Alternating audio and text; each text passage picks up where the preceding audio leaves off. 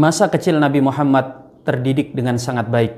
Allah Subhanahu wa taala berfirman, "Alam yajidka yatiman fa'awa." Bukankah kami mendapati engkau dalam kondisi yatim wahai Muhammad, dan kamilah yang mengurus engkau. Dan Rasul sallallahu alaihi wasallam bersabda dalam sebuah riwayat, "Adabbani Rabbi fa ahsana ta'dibi." Tuhanku telah mendidik aku sejak kecil, maka Dia mendidik aku dengan sebaik-baiknya didikan.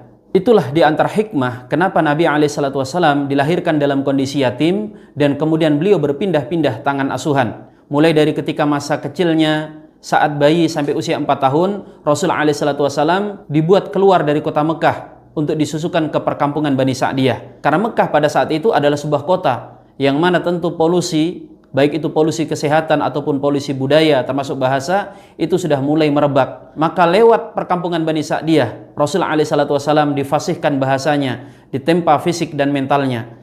Di perkampungan tersebut Muhammad kecil biasa bermain-main dengan alam.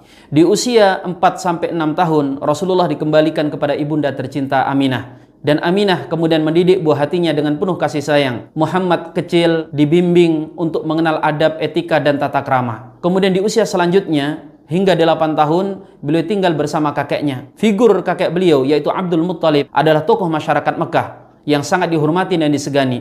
Dan uniknya, Rasulullah Muhammad selalu diajak oleh Abdul Muttalib untuk menghadiri rapat-rapat dan pertemuan besar tokoh-tokoh Quraisy. Dulu dan hari ini tentu tidak jauh berbeda. Pertemuan penting tidak dihadiri oleh anak-anak. Tetapi setiap kali Rasulullah kecil hendak dikeluarkan, Abdul Muttalib menolak mengatakan, "Da'hu fa inna ibni hadza la sya'an." Biarkan saja anakku ini, karena sesungguhnya cucuku ini nanti di kemudian hari akan punya urusan besar. Jadi bersama kakeknya ini, Rasulullah SAW mendapatkan pendidikan retorika dan kepemimpinan. Beliau terbiasa mendengar bagaimana orang-orang besar beradu argumen untuk menyelesaikan masalah yang mereka hadapi. Kemudian setelah kakeknya wafat, Rasulullah berpindah tangan ke Abu Thalib, paman beliau. Dan saat bersama Abu Thalib ini, banyak sekali pendidikan-pendidikan yang Allah skenariokan untuk calon nabinya ini. Misalnya lewat mengembala kambing. Mengembala kambing Rasulullah jangan dibayangkan seperti kita hari ini. Kandangnya di belakang rumah, kemudian mengembalakannya di samping rumah. Rasulullah muda, kita bisa bayangkan dengan teman-temannya, mereka berada di padang rumput, menjaga hewan-hewan ternaknya, bukan hanya supaya bisa merumput dengan baik, tetapi juga bagaimana supaya selamat dari incaran binatang-binatang buas.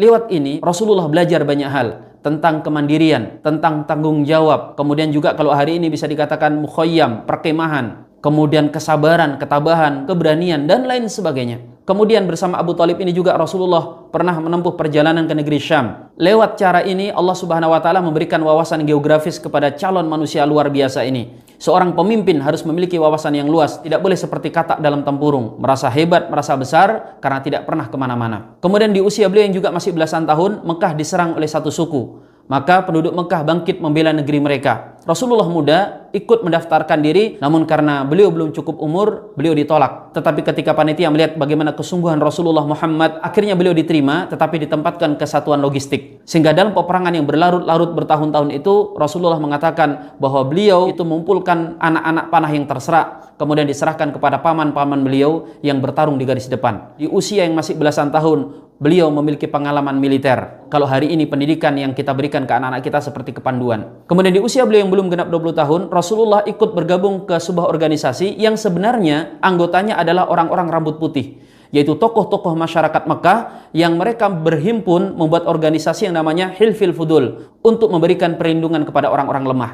Jadi di usia tersebut Rasulullah punya pengalaman organisasi dan seterusnya dan seterusnya. Jika kita baca dalam Sirah Nabawiyah, kita akan ketahui bahwa masa kecil Nabi, masa muda beliau, masa persiapan sebelum beliau diangkat menjadi Nabi dan Rasul itu penuh dengan nilai-nilai pendidikan. Maka sangat tidak benar kalau kemudian dikatakan Rasulullah masa kecilnya tidak terurus dengan baik. Apalagi dikait-kaitkan dengan hal misalnya Rasulullah kurang kasih sayang, namanya juga anak yatim, kurang arahan dan sebagainya. Wal'iyadzubillah. Kita saja kalau hendak mengangkat staf atau pegawai, maka pegawai dan staf itu akan kita training dengan baik. Lalu bagaimana dengan Allah Subhanahu wa taala yang akan menjadikan Nabi Muhammad sebagai nabi, bukan hanya nabi tetapi nabi terakhir, penghulunya para nabi dan rasul.